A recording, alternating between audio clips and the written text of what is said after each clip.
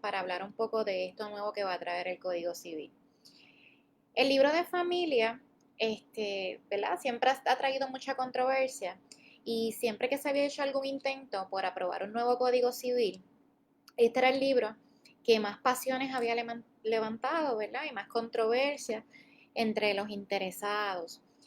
Hay temas tan controversiales como el matrimonio entre parejas del mismo sexo o consecuentemente pues el derecho que tienen estas para adoptar, que todo esto pues ya ha sido decidido por el Tribunal Supremo Federal. Así que este nuevo Código Civil que va a estar entrando en vigor se ciñe a esas determinaciones específicas y a esa jurisprudencia establecida por dichas, ¿verdad?, decisiones.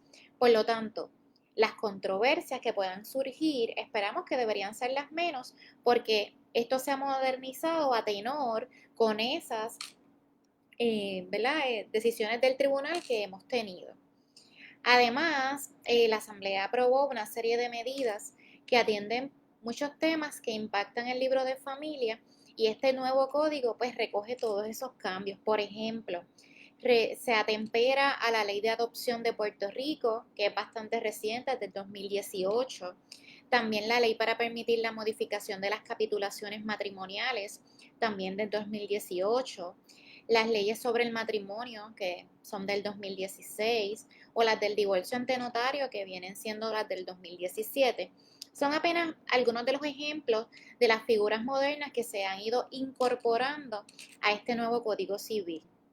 Entonces, en cuanto al matrimonio per se, ¿cuáles han sido los cambios o cómo va a afectar las personas cuando vayan a contraer matrimonio luego del 28 de noviembre? Bueno, pues el matrimonio sigue siendo una institución civil, o sea, un contrato, una negociación entre dos partes.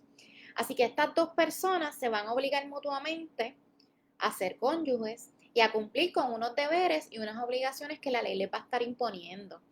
Pero el matrimonio solamente va a ser válido cuando se celebre con arreglo a las leyes, ¿verdad?, que vamos a estar discutiendo, y solamente se podría anular o disolverse con la muerte de alguno de los esposos. Así que eso pues ya fue previsto en este código. También establece este código que las personas tienen derecho a contraer matrimonio con plena igualdad jurídica. Así que ambos son iguales para efectos de la ley. No porque seas mujer o porque seas hombre va a haber una diferencia, y cuando son esposos del mismo sexo tampoco. En cuanto a los impedimentos que pudiese haber para contraer matrimonio, el artículo 4.6 los va a desglosar. Entre ellos pues va a traer el impedimento de que si tú tienes un vínculo matrimonial anterior, o sea, si ya tú te habías casado y no te habías divorciado o no se había roto ese vínculo matrimonial o no eres viudo, por ejemplo, pues no te puedes casar, porque no te puedes casar estando casado con otra persona. También no se pueden casar las personas que no puedan tener un discernimiento suficiente o entender la naturaleza y el efecto de casarse tanto en el ámbito personal como en el ámbito económico. Ese vínculo tiene una serie de efectos, y si la persona no está capacitada para entenderlos y tener el discernimiento, no se puede casar. Tampoco se van a poder casar los menores que no han cumplido la edad de 18 años, ni los ascendientes o descendientes por consanguinidad o adopción. O sea, estos son familiares en ascendencia, son padre, madre, abuelos; en descendencia, pues hijos, nietos, bisnietos y así sucesivamente. Este libro también en el artículo 406, que habla sobre los impedimentos para contraer matrimonio, también establece que los familiares colaterales por consanguinidad o por adopción hasta el tercer grado no van a poder casarse. Por su parte, los que son ascendientes y descendientes por afinidad en línea recta tampoco se pueden casar, porque tienen, ¿verdad?, unos lazos sanguíneos con ambos contrayentes. Si el vínculo matrimonial se creó y hicieron unos hijos, pues esos no se van a poder casar entre sí. Los convictos, que son, ¿verdad?, autores o cómplices de la muerte de algún cónyuge de cualquiera de ellos, tampoco se puede casar. Eso está un poco, ¿verdad? Tricky, porque si yo tengo un enamorado y ese enamorado me mata al esposo, pues entonces el que mató a mi esposo y yo no nos podemos casar. Tampoco se van a poder casar los adúlteros con la persona que adulteró. Así que si hay una sentencia final y firme que dice, y esa sentencia no tiene más de 5 años, y establece que hubo un adulterio con X persona, el adúltero no se puede casar con él tampoco hasta que pasen 5 años o con ella. Otra cosa que se prohíbe, que como les mencioné, es el matrimonio entre personas menores de edad.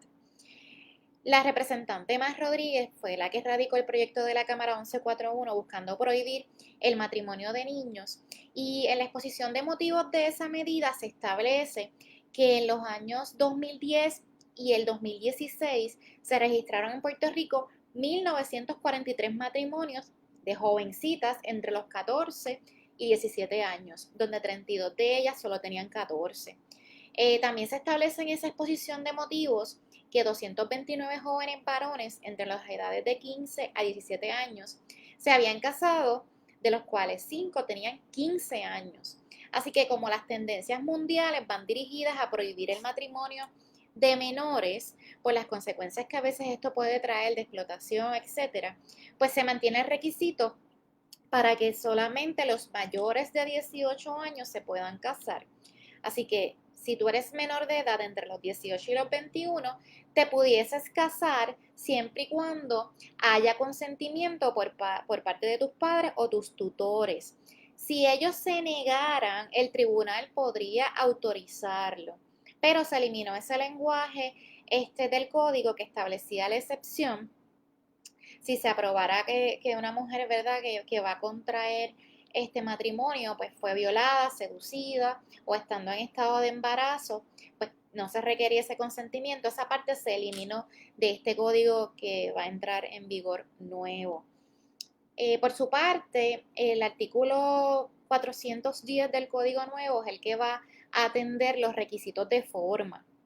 Así que para unirse en matrimonio, los novios o los contrayentes tienen que, número 1, someterse a exámenes médicos que exige la ley. Número 2, van a tener que declarar bajo juramento que tienen capacidad para contraer ese matrimonio. Número 3, deben obtener una licencia matrimonial que exige la ley, que es la que expide el registro demográfico. Y número 4, deben formar un contrato matrimonial delante de la persona autorizada. O sea, deben ir ante ya sea el pastor, ya sea el sacerdote, el juez, el notario, la persona que escojan para que los case, comparecer ante él para que entonces se lleve a cabo la forma y la solemnidad que establece la ley para casarlos.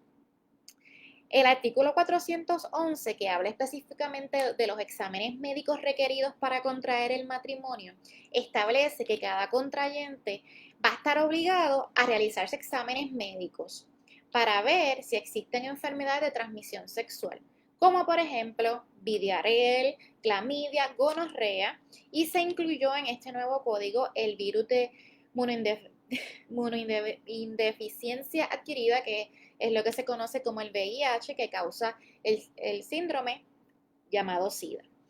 También se añade este requisito ¿verdad? Porque anteriormente no se incluía por lo costoso de la prueba, pero ya saben que desde el 28 de noviembre en adelante que entre en vigor este nuevo código, eso va a ser parte de él. Por su parte, el artículo 412 le da una responsabilidad a los contrayentes de informar el resultado de esos exámenes médicos. Así que cada contrayente tiene una obligación de informarle al otro el resultado de esos exámenes realizados antes de la celebración del matrimonio. Si uno de los contrayentes oculta deliberadamente esa información que puede, ¿verdad?, comprometer la integridad física, la salud o la integridad emocional del otro contrayente, pues pudiera tener una responsabilidad civil como penal.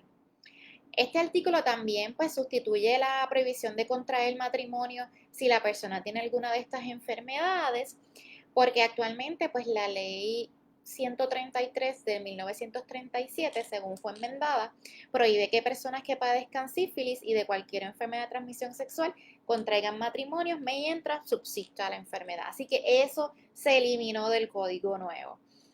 En cuanto al artículo 415, que es el que habla sobre la declaración bajo juramento que tienen que hacer los contrayentes, que es el segundo requisito que se establece en el artículo 409 del nuevo código, pues debe contener pues, los nombres, los apellidos, el sexo, la edad, el lugar de nacimiento, el estado civil, la profesión o el oficio, el domicilio y la dirección residencial de cada uno de los contrayentes.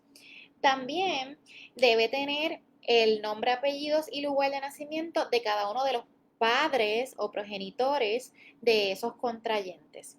También se debe establecer en esa declaración jurada el grado de consanguinidad, si hubiese alguno, entre los contrayentes.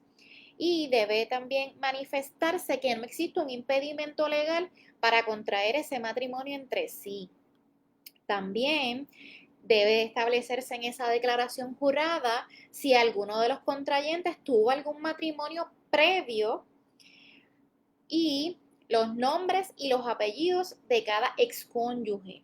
También la forma en que se disolvió ese vínculo matrimonial, la fecha y el lugar del fallecimiento del cónyuge, si fue por viudez o muerte, y el tribunal, o la fecha y el lugar, y el tribunal que decretó la nulidad o el divorcio, debe incluirse también en esa declaración jurada.